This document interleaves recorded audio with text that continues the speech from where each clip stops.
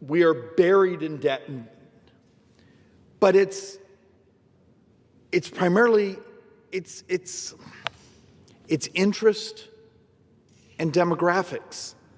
I'd love to blame the Democrats, and they want to blame us, but I've shown over and over and over and over and over, as a country, 40 years ago, our fertility rates started to fall. This year, and I'm going to show it on the boards, this year,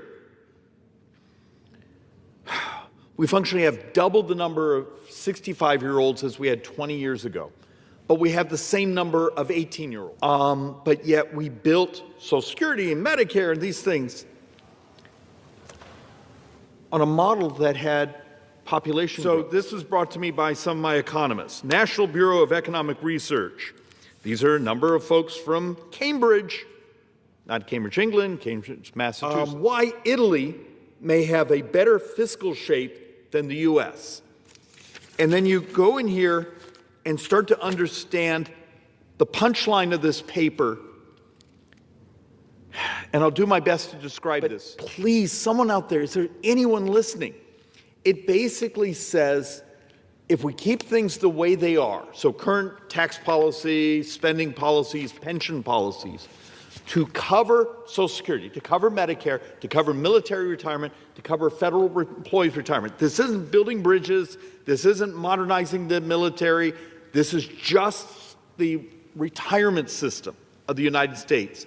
Will require 104%, 104% of the income of the next generation. The left will blame us, we'll blame them, and because no one wants to have a conversation of healthcare costs are exploding on us and we refuse to do the things that lower healthcare costs. Instead, we're going to spend months around here debating subsidies because we've turned healthcare into financing, not the actual price of services in healthcare. But I need you to think about this. That $788 billion in that 73 days or so, that's like $148,000 a second in borrowing so far this fiscal year. If you average it out over the 12 months, I did see the number, it was like $73,000 a second if you take the last 12 months. That's what you're borrowing.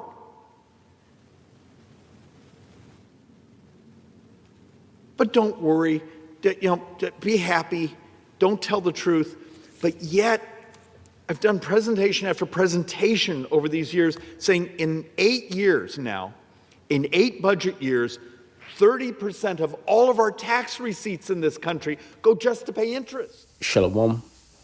I want to start by saying all praise, honor, and glory goes to Yahweh, Ba'ashim Yahweh Shai, Ba'ashim Chakwadash, double honor to the apostles, bishops and elders of Great Millstone, and salutations to the Akim pushing this word, and those that sit in honesty, and those full elect constantly adoring. Shalom. My name is Korah Allah. Lord willing, this makes for an edifying lesson. Now, the guy you saw speaking, here he is again. David Schweikert. Needless to say, this is a small hat, but he basically likes to bring out the fact that America is in debt and it's only getting worse. Okay, now this article is appears to be from September 25th, 2024. The video that I was playing was from December 3rd, 2025. All right, so in this article it says Representative David Schweikert took to the House floor yesterday to deliver his last speech before the 2024 election. He started by mentioning that the world has now surpassed governmental debt totaling an astonishing $312 trillion. Okay. And he also speaks about tax proposal for the wealthy only being in 1.5% GDP, so on and so forth. You can read the article for yourself if you're interested. Okay. But the point is this place is it's on its way out. Okay.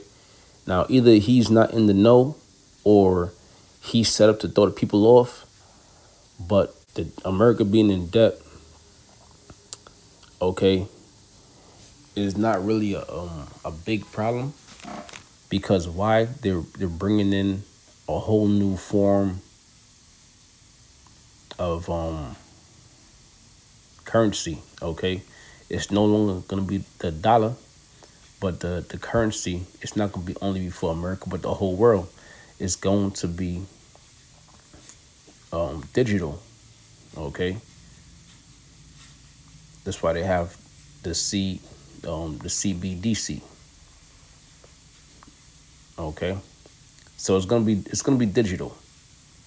So all this talking about in depth and trillions of dollars in depth, yes, this place is on its way out. But the last shot at staying in power, because Esau was a proud man, is actually trying to go digital and ultimately going into prophecies, bringing in that RFID microchip, which is gonna ultimately establish that digital currency. All right, that agenda, that goal, right, that new world order.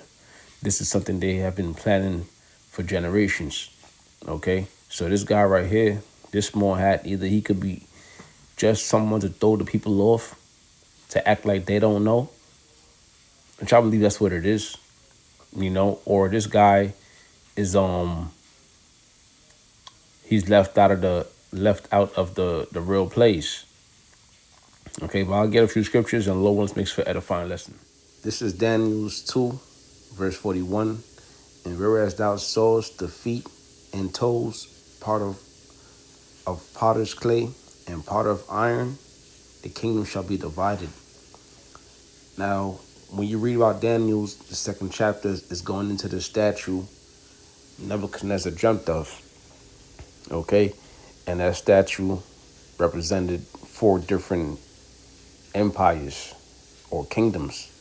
All right, you had gold, the Assyrian Babylonians. You had the silver for the Medio Persians. You had the brass for the Greeks. You had iron for the Rome. Then you had the feet of iron and miry clay, which is the fall of the Roman Empire. Okay, meaning it was weak. All right, and not only that, but it's at the feet. If the feet is weak, the whole body's gonna fall. All right, so this is that last kingdom before Yahweh Shai sets up his reign, or before Yahweh Shai, or before the Most High Yahweh sends Yahweh Shai to conquer and to rule, right, with Israel. So it says, and whereas thou sawest the feet and toes, part of potter's clay and part of iron, that's going into today's time, because America, NATO, and the EU is the continuation or the last leg of the Roman Empire. Okay, that's why America is so parallel to the Roman Empire. Okay, it says, and whereas thou sawest the feet and toes, part of potter's clay and part of iron, which the clay is going into the economy. All right, and America being in constant debt. All right, and also not just America, but NATO and the EU. All right, because these nations, they might have a strong military, right? But then you have these nations in different countries that are in NATO and the EU, right? Or mainly the EU, that are suffering financially, and they may look to help from America. That's why you had Trump. And Trump said that these nations aren't pulling their weight financially. Okay, so now Trump is starting to ruffle feathers. It says, and part of iron, right? Because they have their military defense.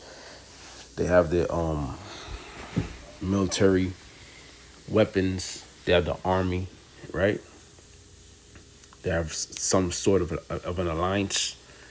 It says the kingdom shall be divided because NATO and the EU, they're basically all going to divide under the pressure. Okay, that's why you have this thing called BRICS, right? Uh, BRICS stands for Brazil, Russia, India. Um, BRICS, no, hold on, Brazil, Russia, India, China, and South Africa. Okay, but you have different nations and countries joining BRICS. BRICS is becoming even stronger than NATO, and you're gonna have some of these NATO allies switching sides and joining forces with BRICS. Okay, ultimately, all of NATO and EU is gonna leave America hanging. All right, but right now, that alliance, America, NATO, and EU, that make up Rome today. Okay, matter of fact, those nations were, I believe NATO was put together under something called the Treaty of Rome. Let's look. Okay, so I was wrong. So I chat GPT there. I said the Treaty of Rome formed NATO. Chat said no. The Treaty of Rome from 1957 created the European Economic Community. The EEC was the foundation of what later became the European Union, signed by Belgium, France, Italy, Luxembourg, Netherlands, West Germany. So it says, and whereas thou sawest the feet and toes, part of potter's clay and part of iron, the kingdom shall be divided, but there shall be in it of the strength of the iron, for as much as thou sawest the iron mixed with miry clay. Yeah, the power is still there, but the economy is shot. It says, and as the toes of the feet were part of iron and part of clay, so the kingdom shall be partly strong and partly broken. Okay, so it says, and as the toes of the feet were partly iron and partly clay, so the kingdom shall be partly strong and partly broken. Okay, so that's what we're looking at right now. Yeah, they are strong. They have nuclear capabilities. That's how they got their power, because they had the atomic bombs, and then they advanced into nuclear weapons.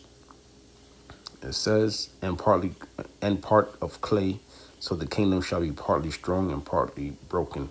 And that's what we're watching right now. We're watching the depth from there.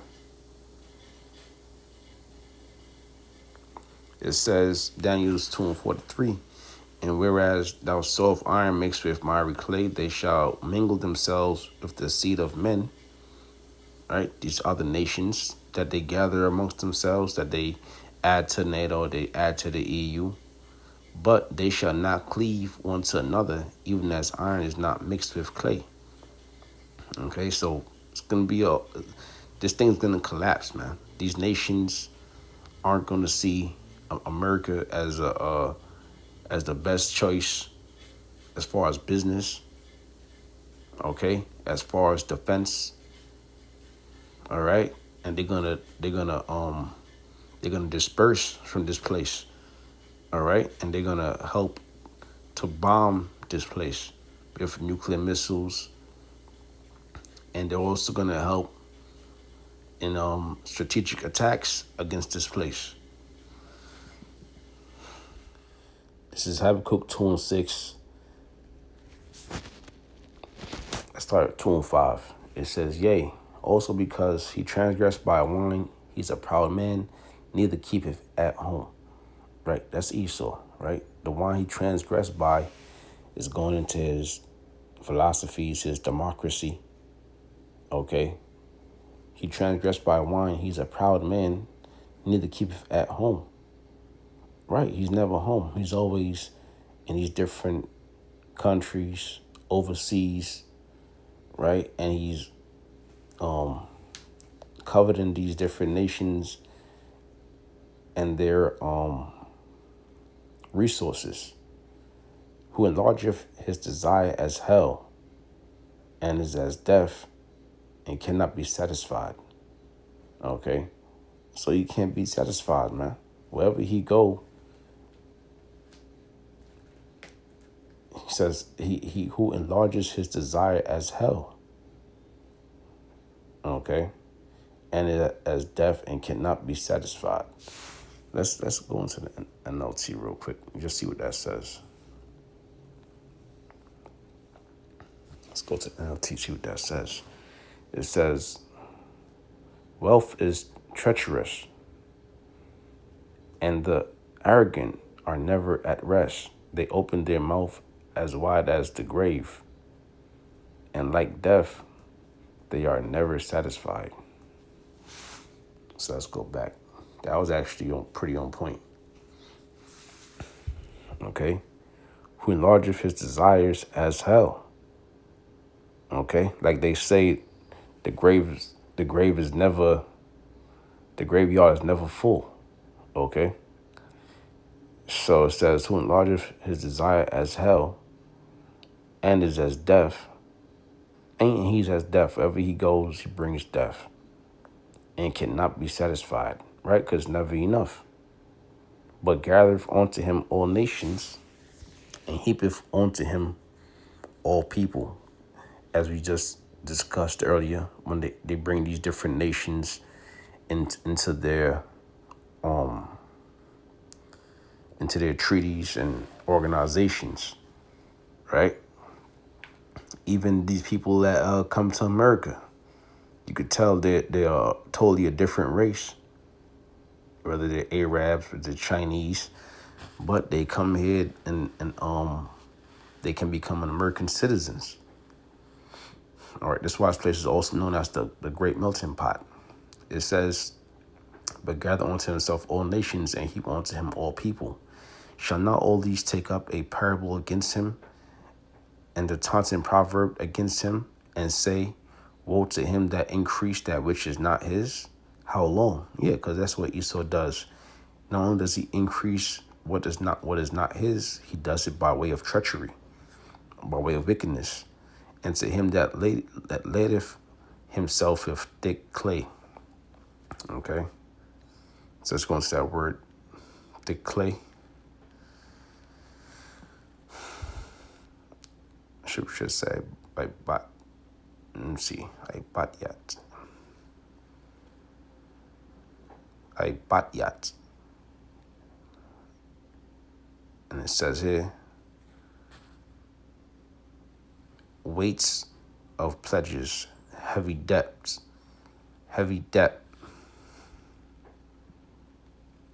Okay?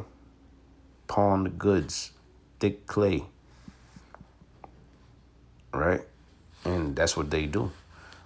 When they can't afford, like we just saw in the video, you had this guy, this small hat speaking, and he was saying we're in debt. They can't afford Medicaid. They can't afford retirement. All these different programs they can't afford.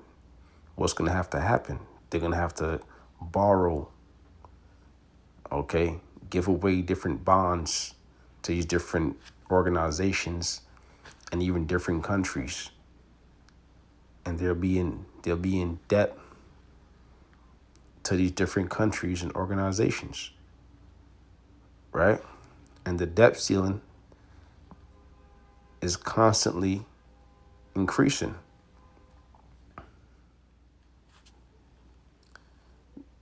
This is back in chat. It says current debt ceiling 2025. After recent legislation in July 2025, Congress raised the debt limit by $5 trillion.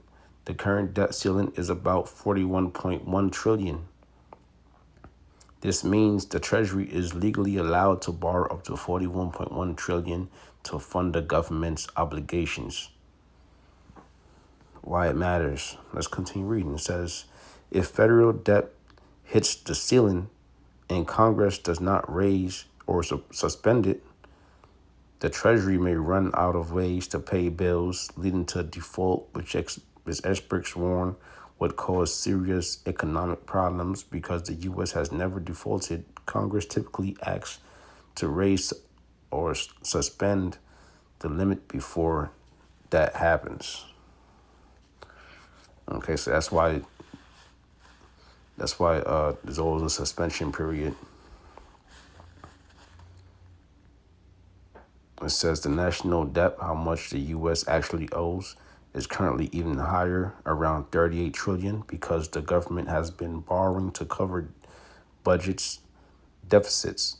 The debt ceiling is the cap of how much more it can borrow unless Congress acts.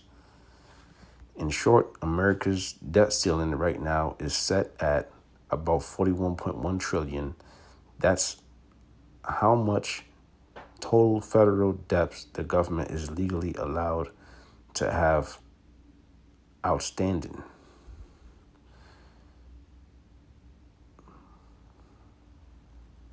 So it says the national debt is actually 38 trillion. And the limit is 41.1 trillion. So there's going to be another suspension soon. That's that thick clay.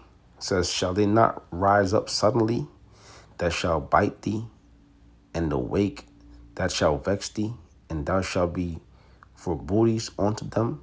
Right, because this place is at its end, man. America think their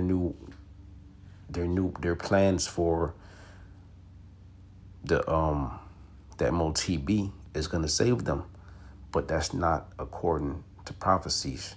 All right, it's prophesied that you're gonna be in heavy debt. It's prophesied your kingdom is gonna reach its end. Okay, and after that, the next kingdom is going to be the kingdom of Yahweh Bashim Yahweh Shai. Okay, so Lord wants to edifying lesson. Once again, I want to say all praise, honor, and glory goes to Yahweh Bashim Yahweh Shai, Bashim Hakwadash, double honor to the apostles, bishops, and elders, great millstone, and salutations that I can push in this word in all sincerity and honesty. Shalom.